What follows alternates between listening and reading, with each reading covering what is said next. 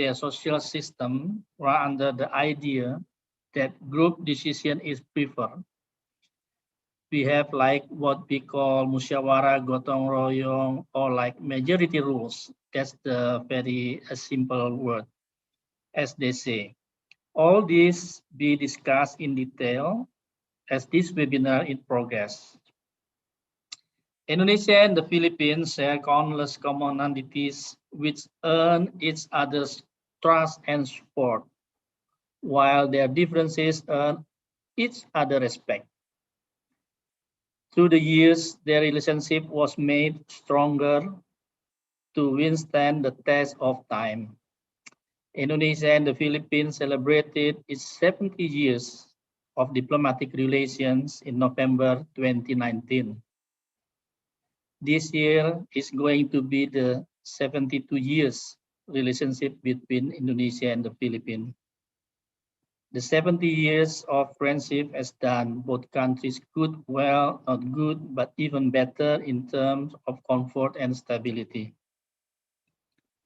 Allow me to comment and thank to the Perhimpunan Pelajar Indonesia Filipina, Indonesian Student Associations Alliance in the Philippines, for taking their time to educate their fellow students on the relationship of their native country to their host country. It is important to know that be aware of how close Indonesia is to the Philippines and vice versa, to be able to understand where both countries are coming from with regard to their positions on issues in the regional and the international fora.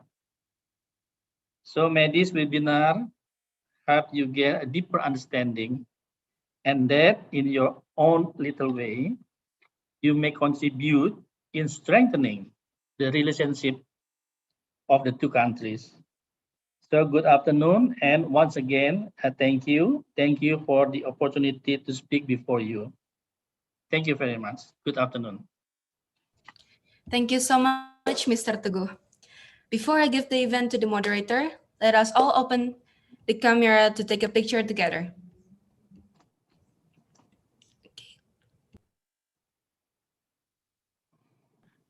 All right, for those who want to take picture, please open your camera. All right, please open your camera for those who want to take pictures. All right, I saw 3 slides here. Okay, I'm gonna guide you. 1, 2, 3. Cheers. 1, 2, 3. Cheers. Last 1, 2, 3. Cheers. Okay, thank you. Okay, thank you everyone. This event will take up to 2 hours, and for those who want to get the certificate, we will send the link at the end of the event in the chat box. Only those that join the event until the end will get the certificate. And please make sure that the name and email are correct, because our certificate will be sent based on the name and email that you put in the Google form. I would like to remind you also to mute your audio for the whole meeting. Only in Q&A session, we will allow you to unmute yourself. I will now introduce the moderator. Her name is Akila Hananto, the president of PPIF, or Indonesian Student Association in the Philippines. She is taking international studies in University of the East Manila and currently on her 2nd year. So ladies and gentlemen, please welcome Akila Hananto. Thank you so much, IC. Good afternoon, everyone. A very warm welcome to Sir Teguh Wiweko as the Chief of Social and Cultural Affairs and Acting for Education and Culture Attaché for Indonesian Embassy in the Philippines. To our guest speaker, SK Chairman Warren Evangelista and Ms. Rahma Juwita, and also we also have the Acting Principal of Indo School in Davao, Ma'am Henny Mulyani, to Gabriela Mambu and the officer of PPIF AUP, and to all of us. My name is Akila Hananto. I'm the president of Indonesian Student Association in the Philippines, and I'll be the moderator of this event. Before we proceed to the main activity, I would like to introduce the first speaker, So his name is Ross Warren G. Evangelista. He's the SK chairman of Barangay Pleasant Hills in Mandaluyong since 2018. And he's a third-year college student taking entrepreneurship in Manila. He also of Emergency Disaster Rescue Unit, MRSP, and LIRAP. He will discuss the brief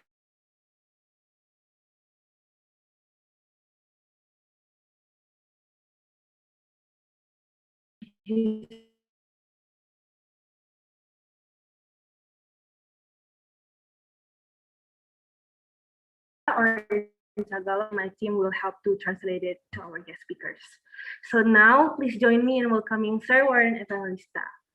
Sir, the time is yours.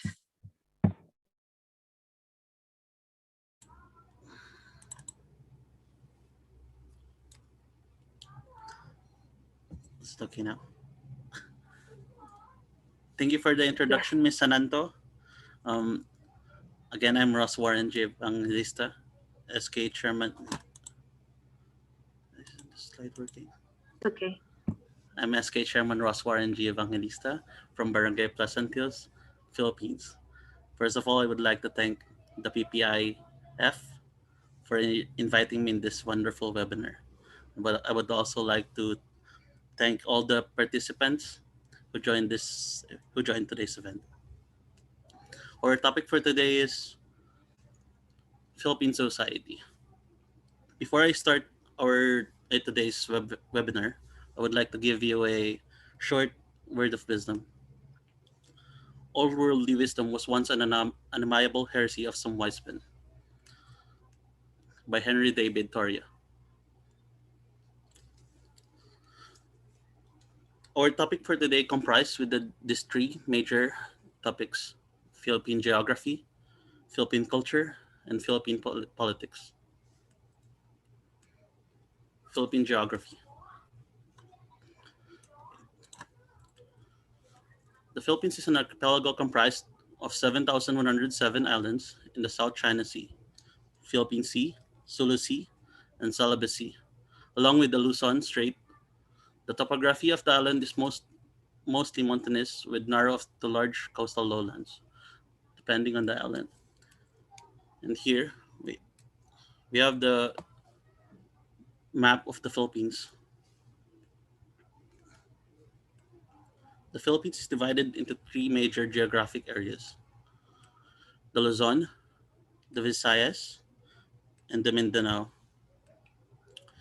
Luzon comprised with the cities Manila as its main capital of the Philippines, Mandaluyong, Pasay, Quezon City, Makati, Cavite, and so on.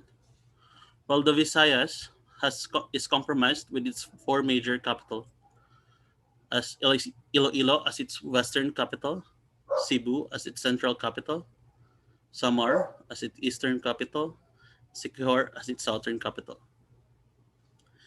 And here we have Mindanao, that is comprised with the cities Davao as its major capital, Zamboanga, Cagayan de Oro, General Santos, Iligan, Surigao, and so on. And here is an example of the three major geographic area of the Philippines.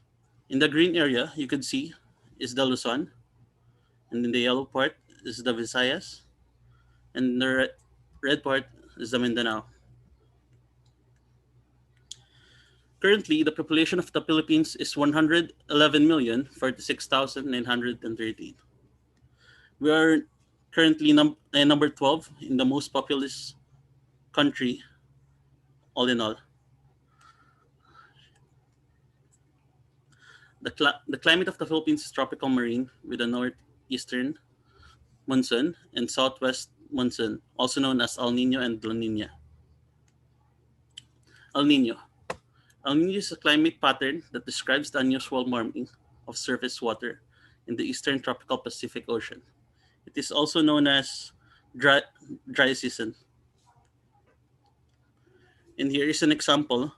As you can see, there's a cracking caused because of the extreme heat that is because of the climate change. La Nina. La Nina is the counterpart of the El Nino, where there is extreme drought, there's extreme rain. Floods. These are examples of the floods that's been in the Philippines. Your connection is unstable. Scenic spot in the Philippines. Well, there is disaster. There's also wonderful things in the Philippines. These are some example of the scenic spot of the Philippines.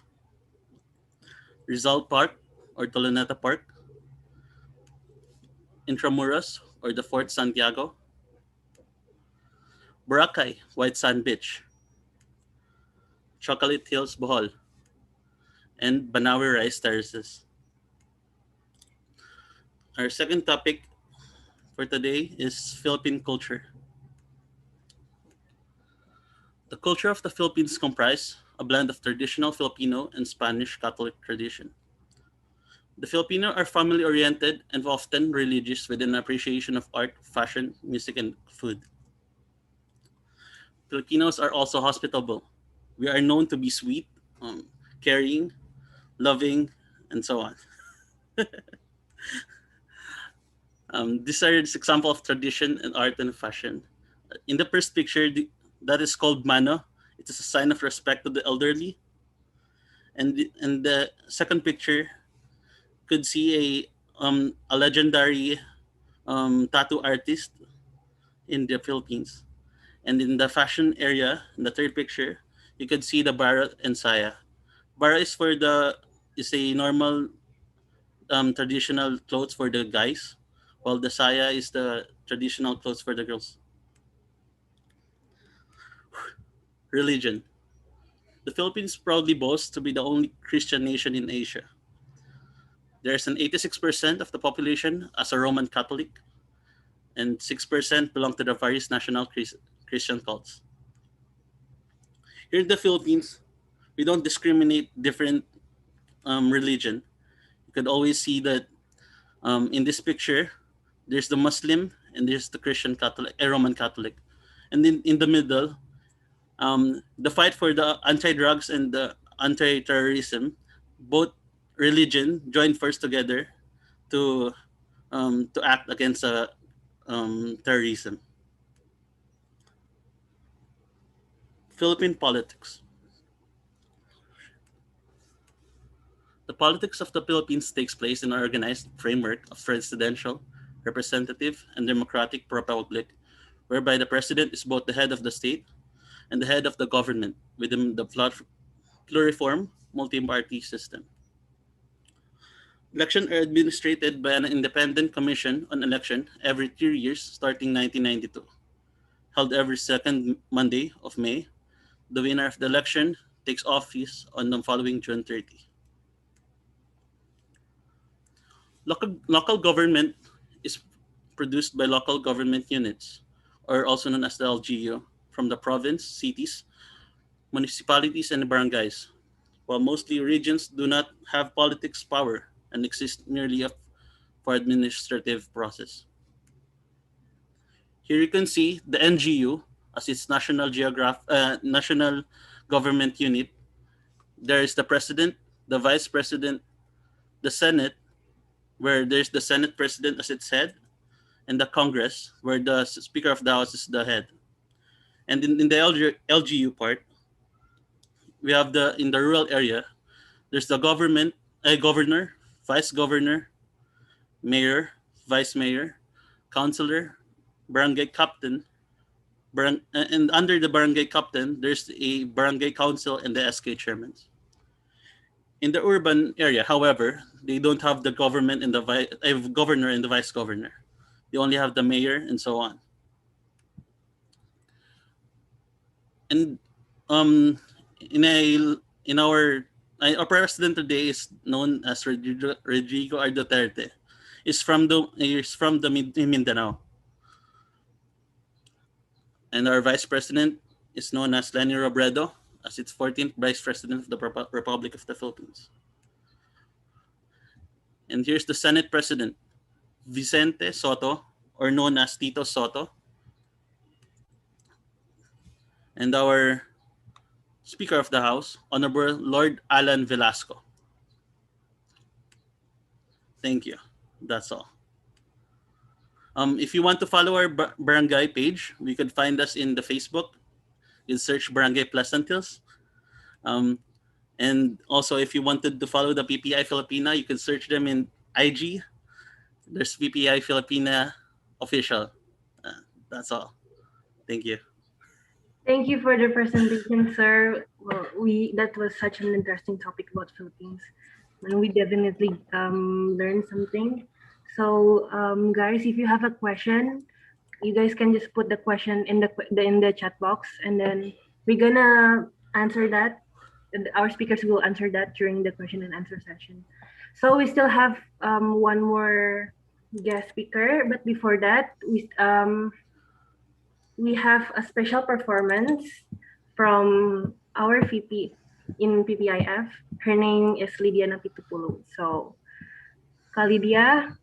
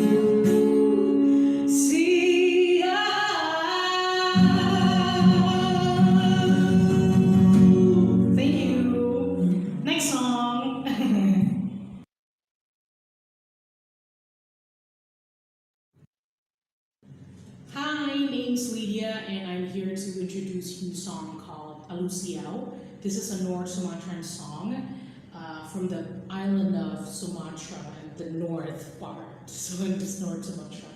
So this song is a Bataknese traditional song, and the song is about a man, a guy, who only asks for love and support from his crush. Like when the whole wide world wants pearls and diamonds, he only asks for love. So it's kind of sad, but this is actually, so Lucio means answer me. So he's asking the world, like, answer me, what is the meaning of life if it's not about love and support and just a touch from your crush.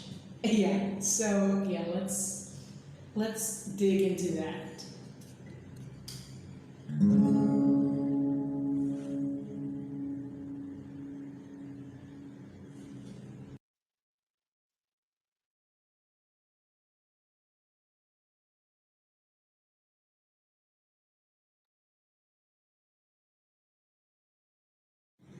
Halo, sekarang beda lagi ya bahasanya ya. Sekarang gue pengen ngenalin ke kalian salah satu lagu Filipina yang gue suka banget. Ini salah satu lagu OPM, Original Filipino Music, yang gue suka banget. Ini dari band folk kayak di sini, folk band di sini enak banget, worth the listen. Pokoknya kalian harus cari nanti abis gue nyanyiin. Kalau kalian suka, kalian harus cari di YouTube ya. Nah, ini lagunya Katang Isip. Katang Isip artinya imajinasi ya, kayak pikiran semu. Jadi ini tentang seseorang cowok yang cintanya bertepuk sebelah tangan sama si cewek. Jadi semua yang dilakuin sama cewek ini ternyata cuman imajinasi saja. Karena imajinasi cuma dia yang punya. Ceweknya nggak punya imajinasinya. Makanya namanya One Clap Love. One Clap Love, iya. Cinta bertepuk sebelah tangan, iya. Oke, kita langsung mulai aja ya. Ini cuman short cover ya, gue nggak mau cover semuanya, supaya kalian ada research sendiri. Enak banget lagunya.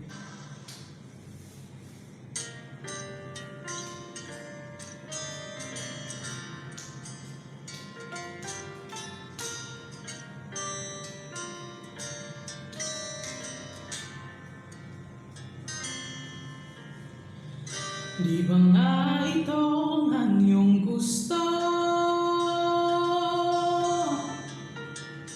o ito'y lilisan na ako.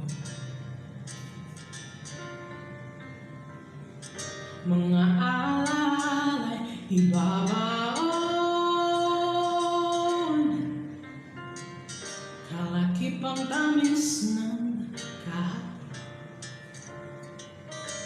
Mga gabing di namamalayang oras ay lumilipad, mga sandaling lumalaya kung saan man tayo mahatpad. Bawat hiling na nadarama sa tuwing hawak ang iyong kamay, ito'y malinaw na isang malaking sablay. Pasensya ka na sa mga katang isip kong ito, wari dalalan ng pagmamahal sa'yo. Ako'y gigising na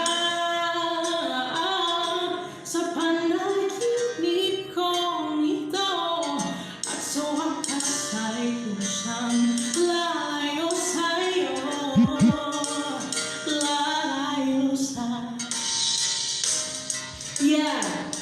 Iya, sampai situ saja. Terima kasih sudah mendengarkan lagu tadi Alusiao. Thank you so much for listening to Alusiao and then to this song called Katang Isip. So if you really want to know more about me or want to hear my other covers of song covers, you can follow me at Instagram at Lidios Adios. And don't forget to enjoy the second session. Bye-bye!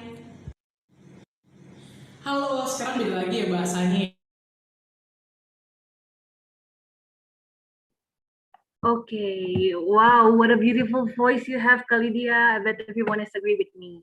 You sang with such beauty, especially about the one clap love thingy. Okay, sekarang let's go back to our second guest speaker. But before that, I would like to introduce Miss Rahma Juwita. We usually call her Miss Juwita. So she finished her master's degree in public policy at Bristol University in 2017. In 2015 to 2019, she worked at ASEAN Directorate General of Ministry of Foreign Affairs, Republic Indonesia. And from 2019 to 2021, she worked at Embassy of Republic Indonesia in Beirut, Lebanon. And now she's working as a third secretary for social and cultural affairs in Indonesian Embassy in Philippines. Okay, before I welcome our second guest speaker, I would like to remind you all again, if you have a question, you can just put the question in the question box, in the chat box. Or if you guys want to ask the question directly, yes, you are allowed later in the question and answer session. So now please welcome our second speaker, Ms. Rahma Juwita. Thank you, Akila, for the introduction. I just want to make sure that my voice is clear. Yes, it's clear. Yes. Okay, so first of all, I would like to say thank you very much for the committee for inviting me to present here. And second of all, I would like to express my greetings to Excellency Pak Teguh Wiweko as the coordinator of social and cultural affairs here at the Indonesian Embassy in Manila. As well as to Bu Henny Mulia as the acting principal of Sekolah Indonesia Davao, and to the PPIF and all the organizing committees for the event. I'd like to say congratulations for organizing this event. And I'm very honored, to be honest, to be presenting here. I guess Pak Teguh and Bu Henny were actually far more expert to present rather than me. But I think here I'd like to just share, so hopefully everyone can get a little bit from what I shared today, this afternoon. So I have make the presentation as Kuya Warren has already explained about the Philippines. Now it's actually my turn to explain about Indonesia. So I hope maybe for the from the participant from the Philippines, it's kind of like informations and new additional knowledge. But for the Indonesian participants, I guess this is just a little bit of review from the past educations, because mostly I believe that everyone has already known about this fact about Indonesia. So in this today's presentations, I would like to divide my presentations to 4 parts. Actually, the first part is going to be demographic about Indonesia, and the second part is going to be the government, and the third part is going to be about the culture, and the fourth part, I'm going to play some videos, and also maybe we can play a little bit of games so that we can get to know more about Indonesia. So I hope later on the games, I'm expecting that maybe someone would like to participate, because I'm going to need 1 Indonesian participant and 1 Filipino participant in order to play this game. Okay, so let's start with the map of Indonesia. As you can see, this is actually the map of Southeast Asia, not just Indonesia, but this is just to give you clear to have a clear knowledge where actually the Philippines and Indonesia is. So as Pak Teguh mentioned at the opening, Philippines and Indonesia are actually very close. So if we're talking about geography, we have a close proximity. As you can see here, the purple one is the Philippines, and the green one, it's Indonesia. So we're not really far from each other. And Indonesia has a land border with Malaysia here on top, and then East Timor down below on the south, and then we have the Papua New Guinea on the west part. So here is the demographic about Indonesia. So as Pak Teguh also already mentioned in the opening, that the Republic of Indonesia is one of the most populated nations worldwide, and actually among the largest countries by total area. So if we're talking about by total area means land, Indonesia is actually number 14, because we have a lot of water area, ocean area. And by population, we are number 4 when we're talking about the population. So I think this one is a little bit different with the Philippines, because as Kuya Warren mentioned, Philippines was, I think, 714, if I'm not mistaken.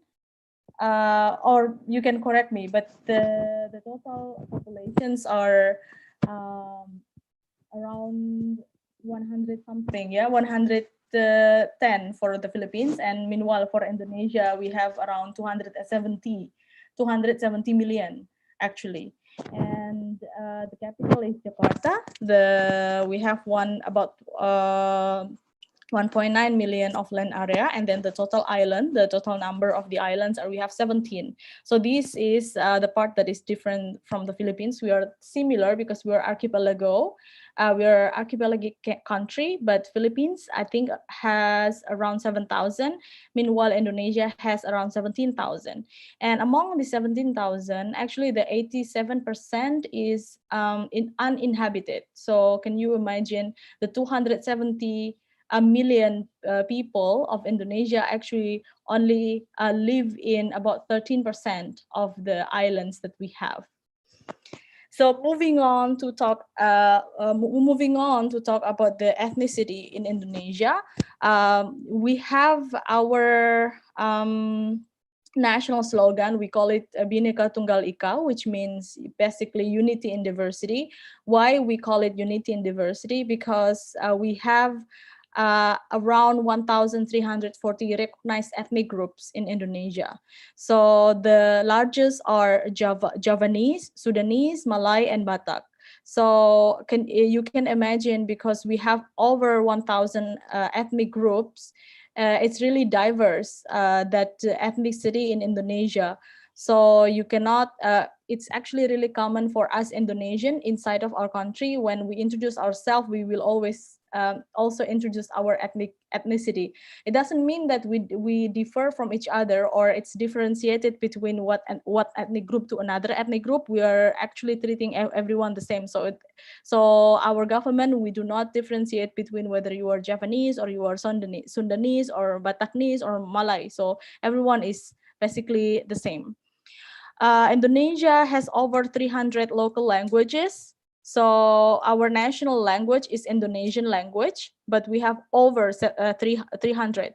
So I'm pretty sure among the Indonesians who participate in this meeting, we speak different language at home, maybe, because usually our mother tongue is like the first language we learn from our family. We don't speak Indonesia. Like for me, for example, I'm Javanese. So Javanese is the majority of the ethnic group.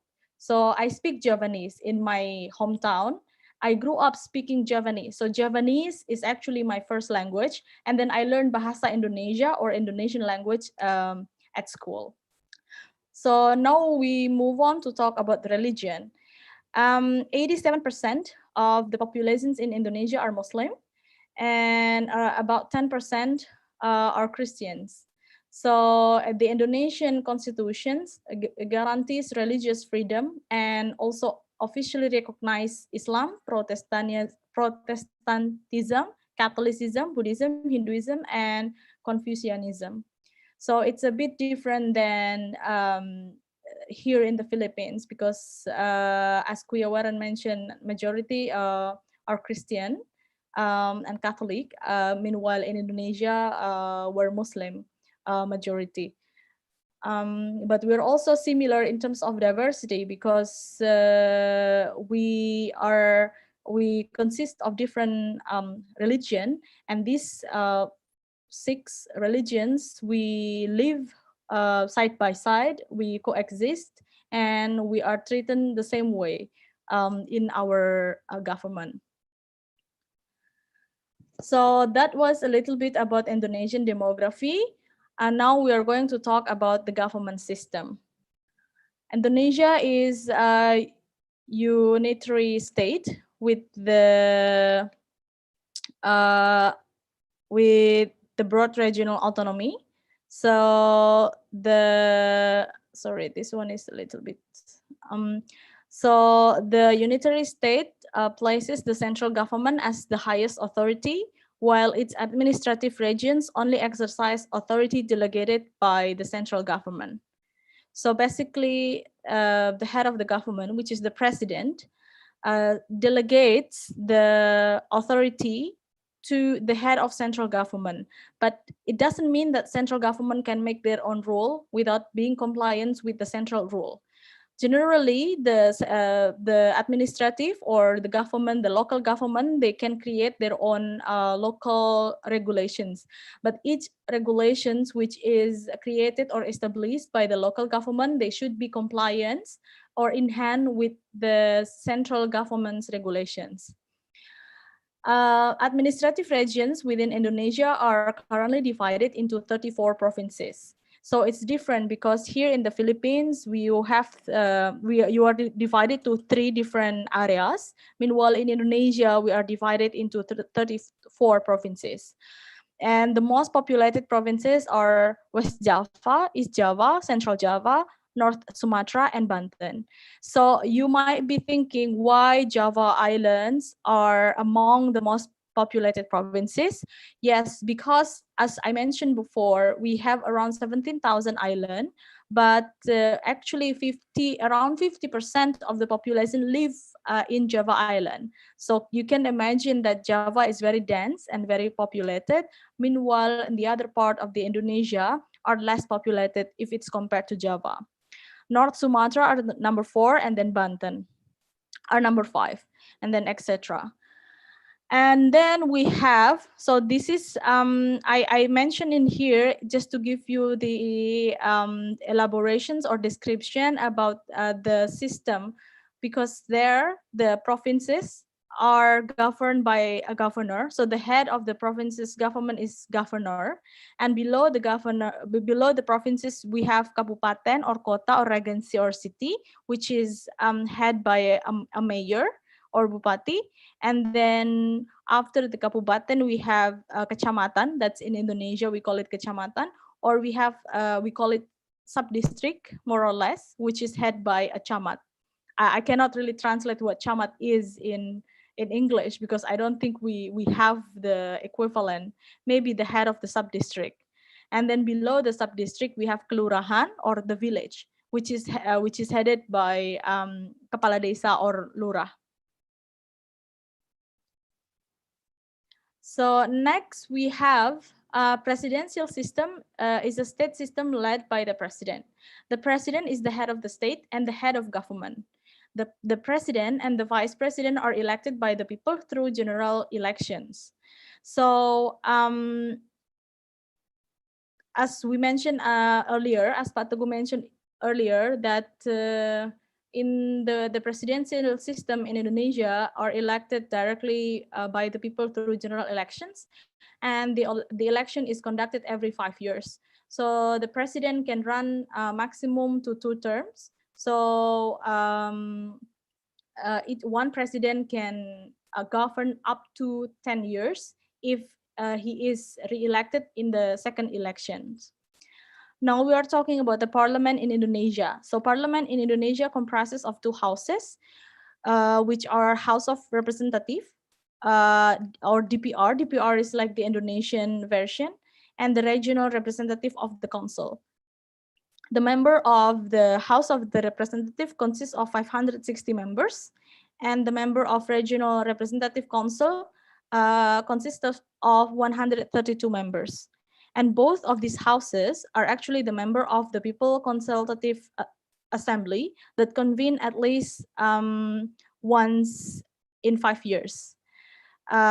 People's Consultative Assembly is a high state institutions that are authorized to amend and stipulate the state constitutions. So here is the President of the Republic of Indonesia, His Excellency Joko Widodo. As I mentioned earlier, that the president is elected every 5 years through general elections, and the president has the right to appoint and dismiss ministers. Ministers are commonly referred to as the cabinet, are responsible to the president. So currently Indonesia has 4 coordinating ministries and 30 ministries. So His Excellency Joko Widodo has run to the second elections last year, I think in 2000, actually last 2 years, in 2019. So he is currently in his second term. So he's going to serve as president until 2014, and after that he cannot be re-elected because he has already been chosen by the people twice. That has already been the maximum. So now moving on, we talk about the cultures of Indonesia.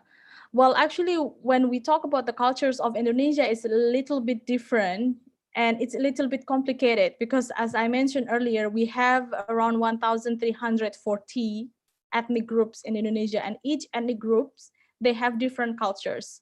So cultures of Indonesia are very diverse. You can have 1,000 different traditional clothes. You can have 1,000 different food and cuisine. You can have 1,000 different of traditional dances and music. And everything is so diverse. But because Indonesia is centrally located among the Far East, South Asia, and the Middle East, it results in many cultural practices being strongly influenced by different kinds of religions. So the result is a complex cultural mixture, and it's very different from the original cultures. In my next presentations, I'm going to show you some pictures of the cultures and the art of Indonesia, so you can have a clear example or a clear understanding about this. So now let me talk a little bit about the bilateral relations between Indonesia and the Philippines, because it is actually important to know that Indonesia and the Philippines are very close country. We have a lot of cooperations in terms of politics, in terms of economy, society, social and culture. And up until today, we continue to strengthen the relationship, which is based on solidarity and friendship. So as Mr. Teguh mentioned in the opening, Indonesia and the Philippines has already established bilateral relations since 1949. And in 2019, both countries has celebrated the 17th year of bilateral relations. On August 8, 1967, 5 foreign ministers sat down in Bangkok, Thailand, and signed a document that would be the basis of what is known today as Association of Southeast Asian Nations. Indonesia and the Philippines were among the 5 founding fathers of ASEAN. So these facts are actually one of the strong ground why Indonesia and the Philippines are, until today, we have a very good cooperations, because we are the founding fathers of ASEAN. Anybody knows who are the representative from the Philippines or from the Indonesia? You can type on the chat if you know. I'm pretty sure actually this one we already learned at school, but maybe some people can forget about it. So we will go back later to it in the end of the presentations. So I think this is overview of my presentations today regarding Indonesia. Hopefully it gives you a little bit more understanding about how to compare between Indonesia and the Philippines. Now I'd like to give you some pictures and photos so you can a little bit more have a clear pictures. So this is Bali. It's actually really similar to Boracay because Kuya Waren put the picture of Boracay, I think. So it's really similar because we have a very good clear sky, white sand, blue ocean. Because we are, as we mentioned earlier, we are archipelagic country, so we have about similarities in terms of the natural resources and the tourism. And this is Raja Ampat. And this is Tegalalang rice. So it's similar to the rice field here in the Philippines. As we probably know that Indonesians and Philippines love rice. So we eat rice a lot. We eat rice 3 times in a day, for breakfast, for lunch, and also for dinner. So rice field is very important for us to maintain the food supply in our nation, I guess. This is Borobudur. This is one of very famous temple in Indonesia, and this is also very famous for tourism. And this is the example of traditional clothes and as well as traditional dance. It's called Legong dancer. And then this is Kecak dance. This one is from Bali. So as you can see, there are a lot of people are actually participating in this kind of dance. And this is the Jomblang cave. And this is the example of the food in Indonesia. It's called sate. I think this one is a bit similar to the food here in the Philippines. If I'm not mistaken, you have something like this, but the meat is sometimes it's beef or sometimes it's pork. So maybe that is something that is a little bit different between the Philippines and Indonesia is that we Indonesian, we don't eat pork a lot because probably majority of the people are Muslim, and a Muslim we don't eat, as a Muslim we don't eat pork. Meanwhile here it's somehow a lot of people are eating pork, so you can find pork more easily here compared to in Indonesia. And this is nasi tumpeng. This is rice, yellow rice, and then you put it like this. We don't eat this rice every day because it's gonna take forever to make this rice. But usually we make this rice as a celebration. So when we celebrate something, we usually eat this together. And you don't finish this by yourself. It's going to be finished by 10 to 15 people. And this is the example of the wedding attire. And this is just one. As I mentioned earlier, we have like 1,000 of different traditional clothes that includes also wedding attire, but this is just one of the example. And this is batik. As you can see, this is President Duterte, and this is our President Jokowi. Okay, I think that's all the presentations I have. Now I would like to show you a video. Actually, not a video. Actually, it's 2 videos about Indonesia, just to give you more understanding, hopefully, about Indonesia. I will stop sharing my presentation, and I'm going to share another screen.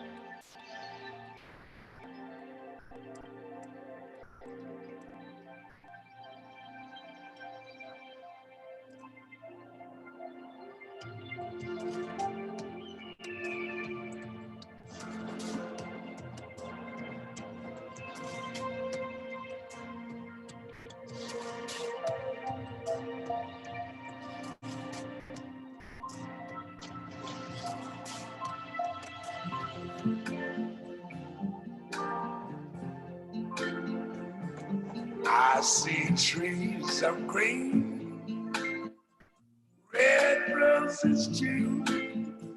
I see them bloom for me and you. And I think to myself,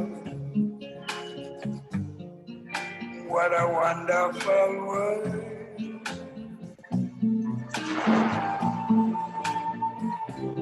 I I see skies of blue and clouds of white, the bright blessed day, the dark sacred night. And I think to myself, what a wonderful world.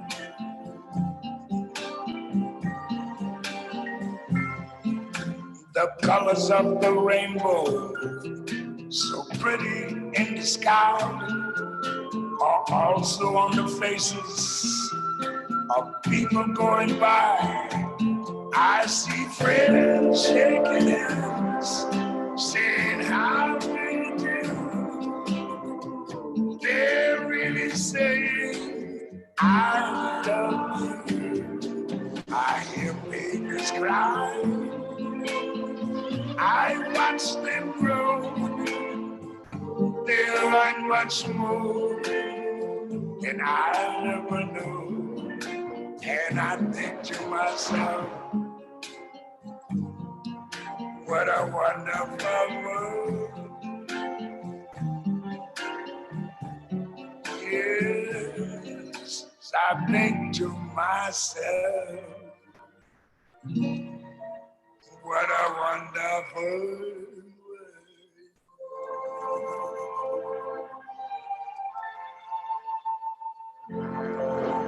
Ooh, yeah.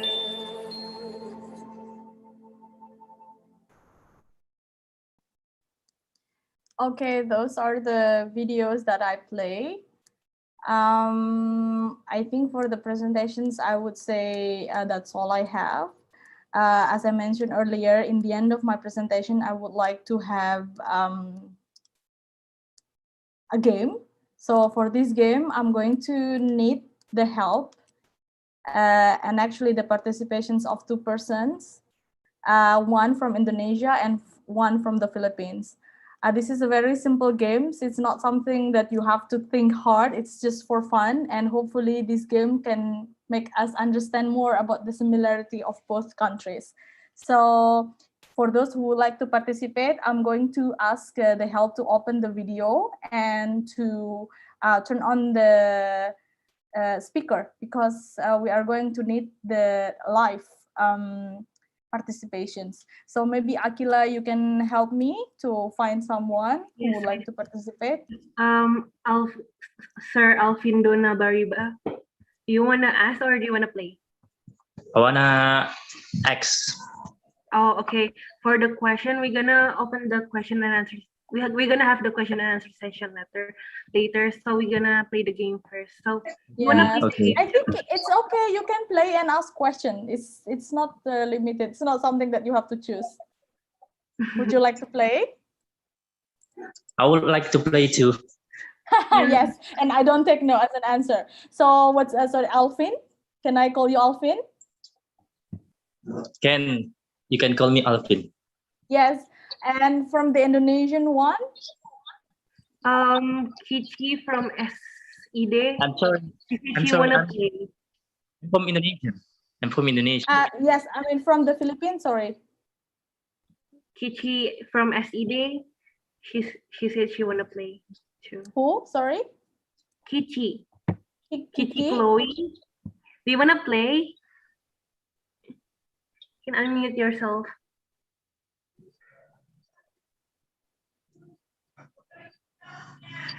If I can, yes. I can play. If I yes, can. Kiki. Okay. Whoa, this is really nice. It's gonna be fun, and I hope this is gonna be fun for both of for everyone. So this is the rule of the games. It's really easy. So I'm going to show you a word in English. What you have to do is you have to pronounce the word and you have to say the word in each language. So Kiki, I hope you can pronounce the word in Filipino or in Tagalog. And Alvin, you can speak the language in Bahasa Indonesia. You guys understand? Okay, I understand. Easy, right? So, okay, first we can try from Alvin, I guess. So we start with the Bahasa Indonesia from Alvin, and then after that, Kiki. Okay, let's try the first word. I. Saya. Saya or? or The informal one? aku. Yes, aku. And Kiki, say in Filipino. I, the word I. Okay. Aku. Yes. So I in Filipino or aku is aku and in Aku. Indonesia is aku. Aku. as well. Aku. Namirah. Okay, next. You, Indonesian. Kami. Yes, you can use kamu or kau. And in Filipino? In Filipino, how do you say you? Ikaw. Engkau, yeah. So it's similar. Okay, Yes. next. We, Kita. kita, the Filipino. Kami. Kami, yes. Indonesia, actually, we also have kami and Kami. kita. It's similar. We have kami and we have kita. Yes, that's true. And next, child, Anak-anak. Anak. anak, anak. See, Anak. it's similar. Anak. Okay, next, male, Laki-laki. laki-laki or Lalaki. lalaki in Lalaki. Filipino. Yes, lalaki. Next, we have crocodile. Buaya. Buaya. Okay, so we have the same word for laki-laki and buaya. So, Buaya. so this is just as a joke. In Indonesia, we have a term which is called buaya darat or land crocodile, which means playboy. So, but I think in the Filipino, you have a different language for that. Okay, next. Bowl, Mangkok. mangkok, and in Tagalog, Mangkok. mangkok, you say that? That's similar. say- Similar. That's Same. the same. Door, Pintu. Pintuan. pintuan. So pintu Indonesian, pintuan in Filipino. Table, Meja. meja, Mesa. mesa. Or So it's la mesa. similar. Or la mesa. Sky, Almost similar, right? sky, Langit. langit, Langit. langit. Fire, Api. Apoy. apoy. So it's similar. Api, apoy. Oh, 5, lima. lima, Lima. lima. Okay. Year, Tahun. tahun, Taon. Tagalog, tahun. The Taon. same. 5 year, 5 tahun. 5 tahun. 5 tahun. In Tagalog, 5 taon. 5 tahun. So it's similar. Okay, we have couple more. Eye, Mata. mata, Mata. mata. The same. Mata. Mata. Face, Wajah. wajah, Tagalog, mukha. mukha. So in Indonesia, we also call it muka, but not mukha, just muka. Mukha. Sick, Sakit. Filipino, Sakit. sakit. Afraid, Takut.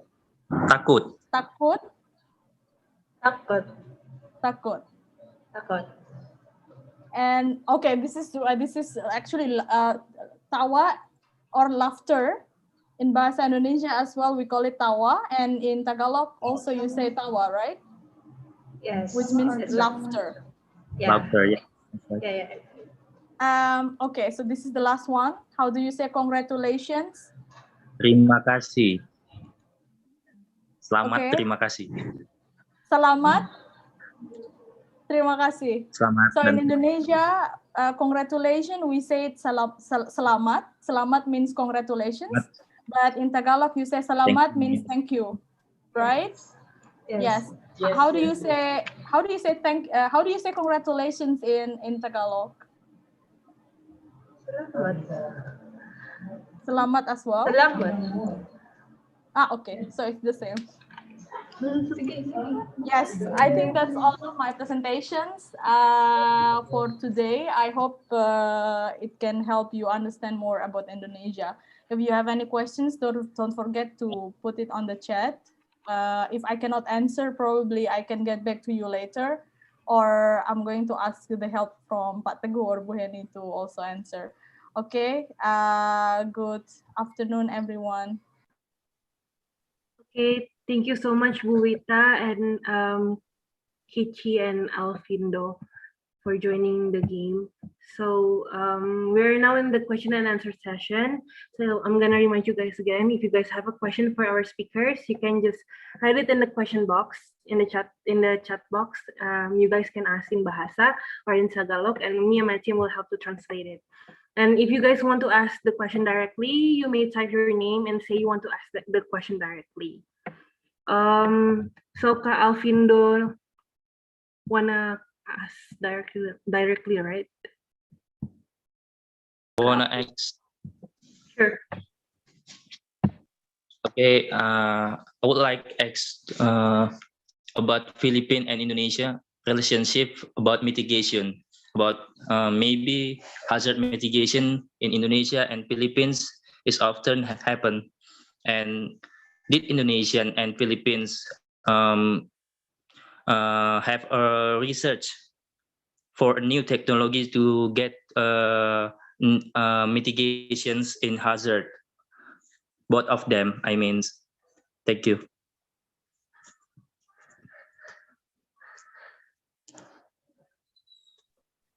Miss Wita, you can answer the question first. Like, Kak Alfido, is this for Miss Wita or for Sir Warren? Or for both of the... Sir Warren. Sir Warren. Sir Warren, you may answer the question. Can you repeat the question, please? I want to ask about mitigation. The research about Indonesian and Philippines maybe join about the new research about technology mitigation, because we know in Indonesia and Philippines often happen hazards. Hazards? So you mean the common problem between the Philippine and the Indonesian?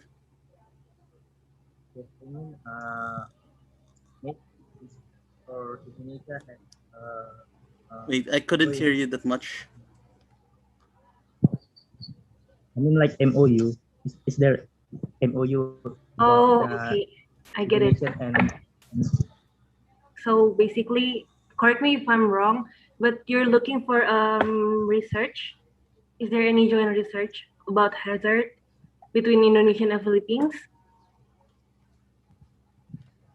Yes, I mean like that. Oh, there aren't any mitigation between the research between the Philippine and the Indonesian right now. Yes. Is there a new research? No, there's none. Oh, there's none. There's none. Okay. Thank you for the question, Kak Alfindo. So maybe I'd like to add some more to these questions, if I may. Yeah, sure. So I'm not really familiar with the bilateral or direct cooperations in terms of the hazard and mitigations. Probably if there is, I'm going to get back to you later. Or maybe if Pak Teguh also have more knowledge about this, you're more than welcome to help Pak Teguh. But as I know, as also I mentioned in my presentations, Indonesia and the Philippines are actually member of ASEAN, Association of Southeast Asian Nations. So in ASEAN, one of the cooperations that are the main issues that we are dealing is about the environment. So within these cooperations, both Philippines and Indonesia are actually having cooperations. But the difference is cooperation is not only by both countries, the Indonesia and the Philippines only, but it also includes the 10 countries ASEAN member state. So, for example, this is just the example. We as Philippines and Indonesia as the ASEAN member, we both realize the vulnerability and the impact of climate change. So that's why ASEAN creates something called ASEAN Joint Statement on Climate Change, which among these, we urge the developed countries to show leadership and also increase commitment in terms of the assistance to the developed countries.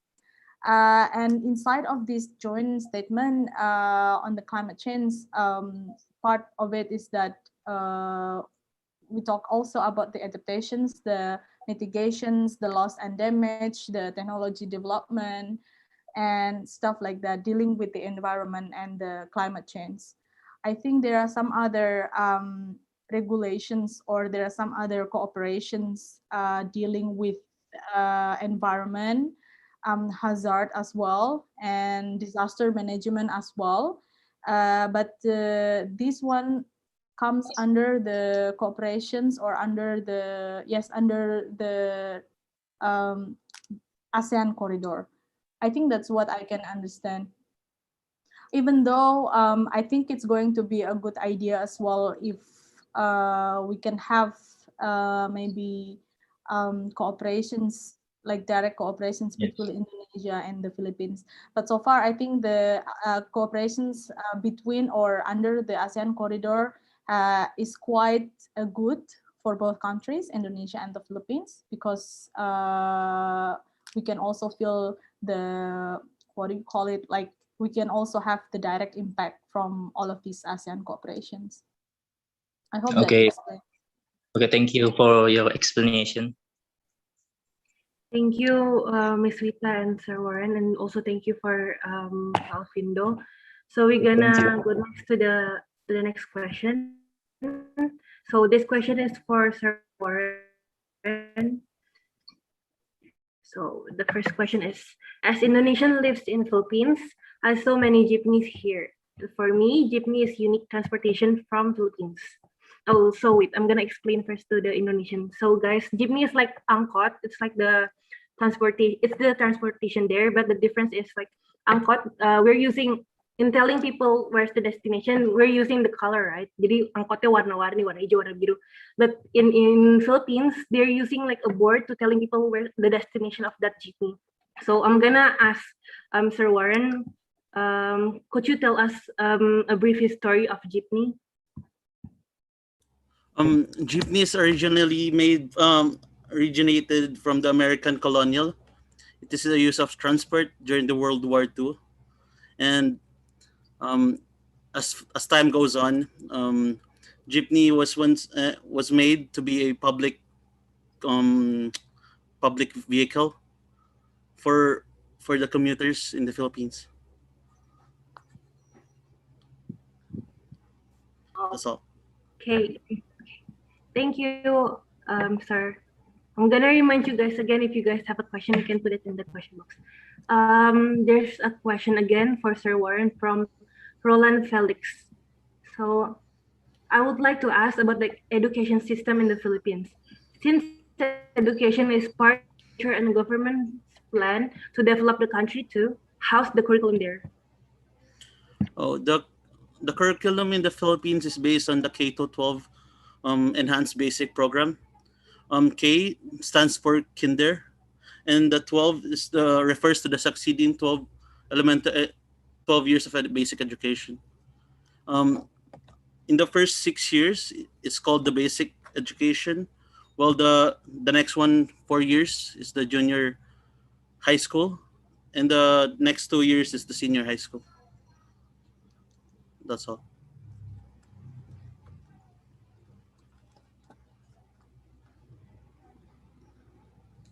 Okay.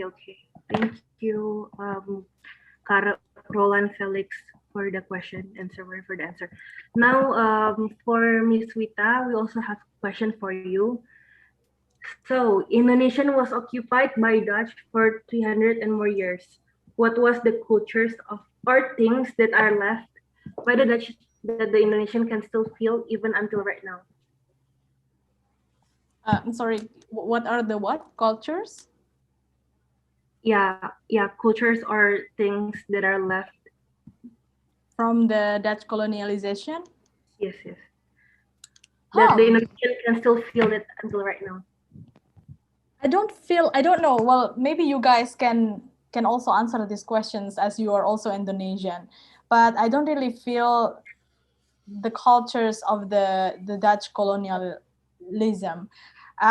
Even though we can still have first is maybe the food.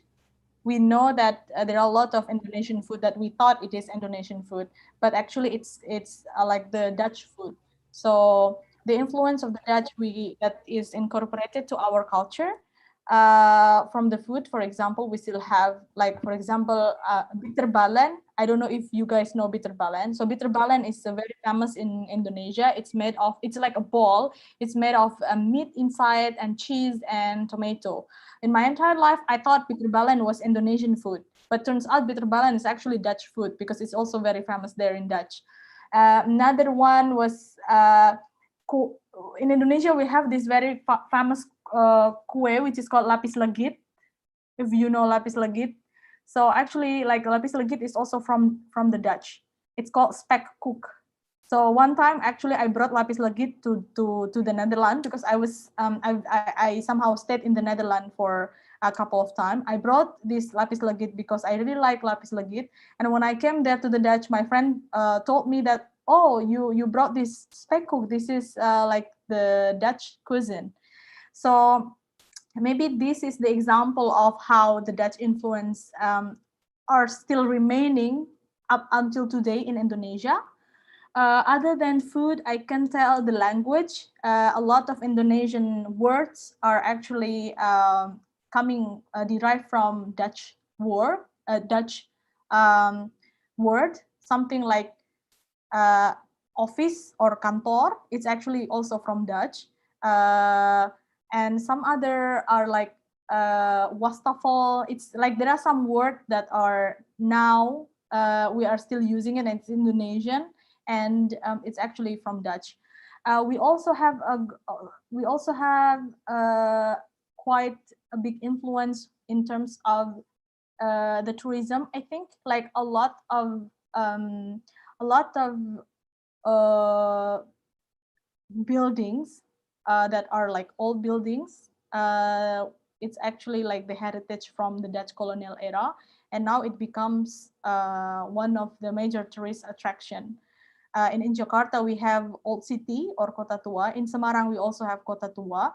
Other than that, we also have like fort or something like that, which is actually heritage from Dutch colonial. I think it's also similar to here in the Philippines, because in the Philippines you have Intramuros, which is somehow the old city that is also from the, I think, from the Spanish colony or something like this. So I think I hope that answered the questions. Okay, thank you so much, Ms. Juwita. Oh, there's a question again from Kichi. Hi, I would like to ask a question. Are there any Philippines monument in Indonesia? And are there any Indonesian monument in Philippines? Where and who monument of the nation's hero for the both speakers? Thank you. So, Ms. Juwita, do you want to answer first? If there's a monument of the Philippines, I don't think there is any. If I'm not mistaken, I don't think we have any monument of the Philippines in Indonesia.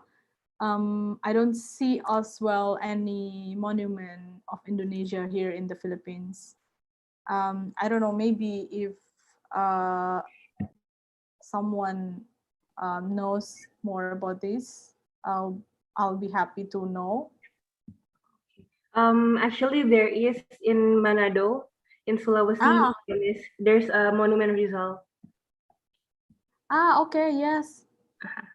So, Sir Warren, would you answer this question too? Is there any Indonesian monument in the Philippines? I really don't know if there's any Indonesian monument in the Philippines, but I do know that there's an statue of Rizal in Indonesia. That, well, it's in, wait, forgot the place, but we already studied it. That like there's there's some countries that admires Rizal for his heroic. That's why they built the statues and stuff. But I don't know any Indonesian monuments in the Philippines. I'm sorry. If may I say something about I think we have to ask Ibu Heni from Davao. I think before the exchange of monument between Indonesia and Philippines, one in Manado and one in Davao, if I'm not mistaken. So this is to respect our hero. So I think if Ibu Heni from Davao Indonesian Consulate could add some information on this matter. I don't know, whoever from consulate in Davao maybe can give some information about this.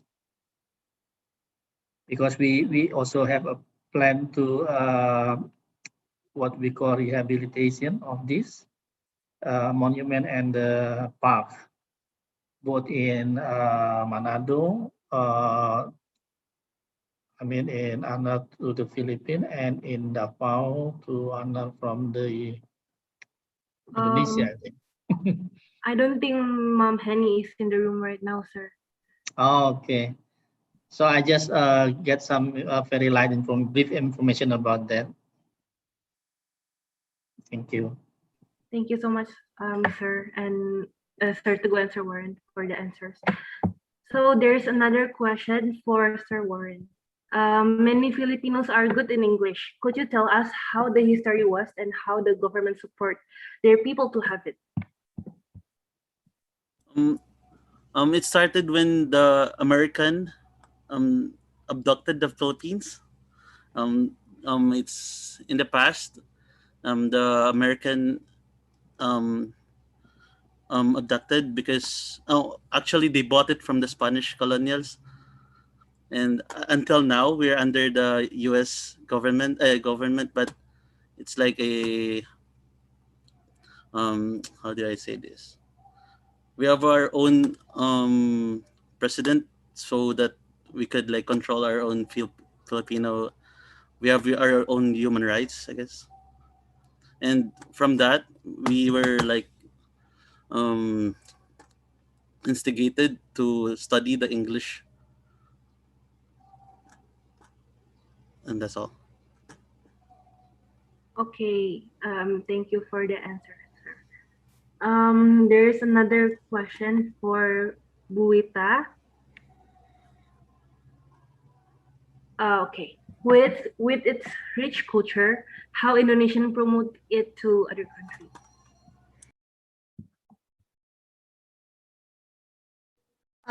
Actually, this is one of the tasks from the Indonesian embassy to promote Indonesian culture to abroad.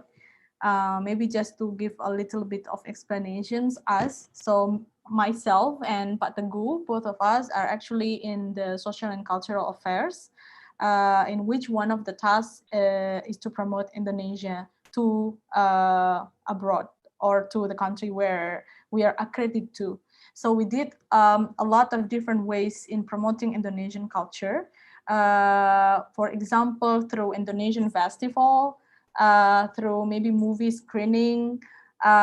We also do some promotions through university. So we do a lot of collaborations with the university here in the Philippines, and we promote Indonesian cultures, Indonesian Expo, Indonesian Festival, the taste of Indonesia when we want to promote about culinary. So basically, this is one of our tasks, and we are so happy to actually collaborate with a lot of counterparts and partners here in the Philippines to help us to promote about Indonesian culture. The thing is, during pandemic since last year, I think it's really difficult to actually do any promotional activities because a lot of social gathering are banned, and it's not actually like compatible with the health protocol that is applied to every country.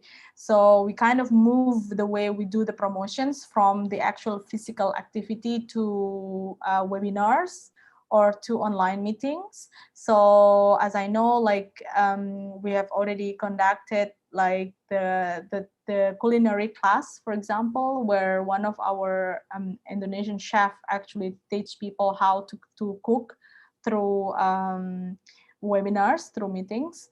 I know that when I was in Beirut, we also created something like singing festival. So it's like orchestra festival between where Indonesian singer actually participate and other singer also participate in that.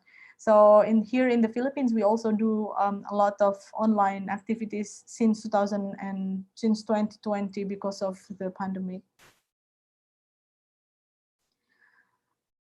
Yes. Oh, and maybe just to give all of our programs are incorporated with the program from the Indonesian government. So we have the Ministry of Tourism to actually help us to supply with all of the materials to promote. So it's quite a lot of parties are actually helping in terms of the promotion. Okay, thank you so much, Juwita. I also remember last year, PPIF, we also make like a concert about Indonesian, like we're promoting the Indonesian culture in UP Diliman. The sponsor of our event that was wonderful in Indonesia, if I'm not mistaken, that time. Yeah. Oh, I also remember actually Indonesian diaspora is also a huge part of the promotion because what we do in the embassy, we are actually doing the promotions in terms of the activities and the formal ways. But the informal ways or in the people on the second layer of the diplomacy itself is that the Indonesian diaspora. So for example, what you are doing now is part of promoting Indonesian culture to the Filipino, and what you just explained also in last year you did like a concert, something like that. Also part of it is helping us promoting Indonesian culture abroad. Okay, thank you, Juwita. Oh, there's another question. This is for both speakers from Pinggan Pristika. Is there some gesture or etiquette that might considered rude towards Indonesian but polite to Filipino and vice versa? Maybe Ms. Wita, you can answer it first. I don't know how, because I'm actually like new here, so I don't really know what are the culture that is considered polite here and rude in Indonesia. In Indonesia, we are not used to use our left hands. I don't know if here is acceptable or not. Like for example, in Indonesia, if you are giving someone using left hands, it's considered rude. So people will be like, you will say sorry if you want to use your left hands to give something to people. I don't know if here it's considered polite or just normal or just okay or impolite. Maybe Kuya Warren, you can share with us a little bit. Well, as you said earlier, that kind of gesture isn't that well, it's normal in here. Okay. Well, there's no, well, I don't know. I don't know any gesture that might necessarily considered rude. Yeah, well, there you go. So we found one. So when you come to Indonesia, don't use your left hands to give something to people. It's considered impolite in our culture, I think. And I don't know, as I mentioned earlier, because in Indonesia we have a different cultures. In my culture, like Javanese culture, when I grew up, I used to be taught like if I walk in front of old people or senior citizens, then I will bend myself. So until today, when I go back to my hometown and there is like an old lady or an old person sitting in front of me, when I'm going to pass him or her, then I'm going to bend myself. But I think it's just Javanese culture. It's not Indonesian culture in general. In here, I think it's not something that is very common. If you walk, then you just walk basically. In the Philippines, I guess. Yeah, I also do that too in my family. Okay, that's nice. Oh, there's another question. Maybe this is gonna be the last question. This one is from Levita Sari. What difficult for Indonesians to adopt in Philippines? This one is for Ms. Rahma. So you're still new here. Do you find any difficulties to adopt in the Philippines? I think you guys should answer these questions because you stay here longer than me. I don't feel any difficulties here other than the rules and regulations that are so complicated. Like, for example, if you want to open a bank account, then it's really complicated. You have to have this, you have to have that, because if you are a foreigner, you have to wait for 6 months in order to have the checking account. For the apartment, for example, if you want to stay in an apartment, then they're going to require you to pay with the check, for example, and then you have to pay deposits for 2 months, and then you have to go to the notary in order to get this contract signed. In Indonesia, we are not really strict in terms of this. So I don't know if you guys are experiencing the same, because maybe from one place to another place, it's different. I'm talking here about Makati because I live here in Makati and I have never experienced anything other than the Makati itself. But that's what I feel. The regulation is really like strict in here, and I think people are also very strict here in the Philippines. So for example, if the government say you cannot sit inside of the restaurant during the quarantine, then they will not let you sit inside of the restaurant no matter what. So that's the thing that makes me feel a little bit I need some adaptations for that. So mungkin maybe Pak Teguh, you would like to add some because you stay here longer than me. Just respect what the people are queuing. That's what is very rare in Indonesia. I am using the mass rapid transportations, what we call this, and the public transportations. Queuing in Philippines is very nice, very good to see. Okay, thank you so much, Ms. Juwita and Patagu, for the answer. Actually, I've been living in Philippines for almost 5 years, and I don't find any difficulties to adopt in the Philippines. So, well, I think it's not that different though. So I hope it answered your question. Oh, there's another question. This is gonna be the last one because it's already 4. This one is from Indah PS. Do the Filipino use English more often, or this one is for Sir Warren? Do you guys use Tagalog more or English more often? Well, in school we studied since kinder. We learned the ABCD since the kinder until college. But normally we use Tagalog, except if we're like talking to the foreigners or if the family is like used in talking in English. That's all. Okay, I hope it answered your question, Indah.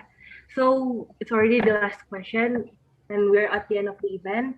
I would like to ask for a closing statement from Sir Warren and Miss Juwita. So maybe Sir Warren, you can answer it first. You can give the closing statement. Oh, I'm really thankful for the invitation. I really enjoyed it, the webinar. I myself learned some of the Indonesian culture and stuff. And I would really like to visit your country soon. Maybe after the pandemic. Yes. That's all.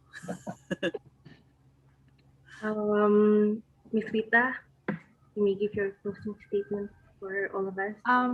Yes, thank you so much. I would like to say Thank you so much for letting me be part of this event today. I would like to apologize if there is any mistake or anything that I cannot provide. All I can do is just to share. One thing for sure is that Indonesia and the Philippines, we share a lot in commons. Even here, people will just go right away to speak in Tagalog with me. And I have to explain to them, sorry, I do not understand your language because I'm not from here. And then they are going to say, oh, okay, I'm sorry. They thought I'm Filipino. So we are so similar to each other. We look alike. We share similar cultures. We share maybe similar type of food and weather and also tourism and stuff like that. So I hope the cooperations between the Philippines and Indonesia in terms of the connectivity among the people, like the Filipino and the Indonesians are close. I would like to congratulate the committee for organizing this event. It's really nice and very informative, I think. I think that's all. Thank you. Okay, thank you for both of our speakers. Thank you for the questions and for the answers. I would like to give the time and place back to the MC, Suud. Thank you, Akila. So we are now at the end of the event. For those who wants to get the certificate, the link is already sent in the chat box. Please make sure that you put your name and email correctly because our certificate will be based on that form. I would like to thank you to the guest speakers. We definitely appreciate the new knowledge and information about Indonesia and Philippines relation that you guys shared. Right now, we would like to give a certificate as our appreciation to our guest speakers. Okay. Firstly, for Mr. Warren Evangelista, certificate of participation presented to Mr. Ross Warren G. Evangelista as guest speaker in an international webinar called Comparative Study, Indonesian and Filipino Society on Sunday, 28 March 2021. Signed by Mr. Muhammad Nurhuda, the Coordinator of Education and Culture PPI Filipina 2020 to 2021. Akila Devina Hananto, the President of PPI Filipina 2020 to 2021. And Mr. Teguh Wiweko, the Minister Counselor for Information, Social and Cultural Affairs. At the same time, it's also acting for Education and Culture Attaché.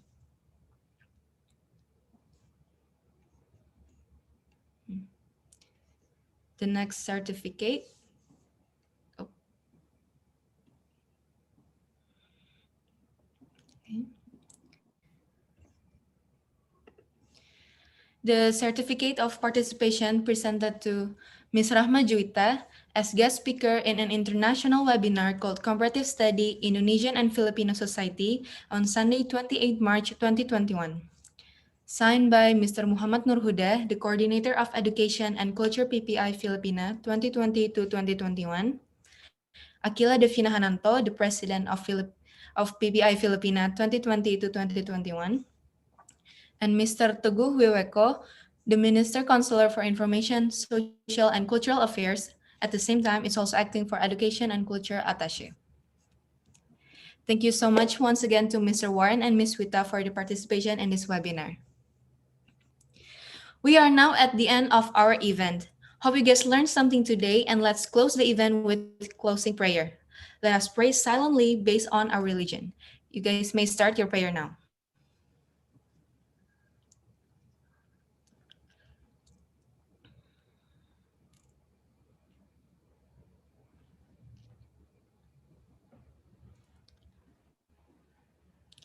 Amen. Thank you so much, everyone, for attending this webinar. Before you leave, please follow our social media accounts at PPI Filipina Official in Instagram and PPI Filipina in Facebook. Also, subscribe to our YouTube channel, PPI Filipina TV. We also open for collaboration with other organization or institution. Should you have a TOR or proposal of the event, you can inquire us at our social media. Hope we still meet each other in the next meeting. Goodbye, everyone. You may leave the meeting. Thank you. Thank you. Terima kasih. Thank you. Terima Akila, terima kasih. kasih. Thank you, Aisyah. guys.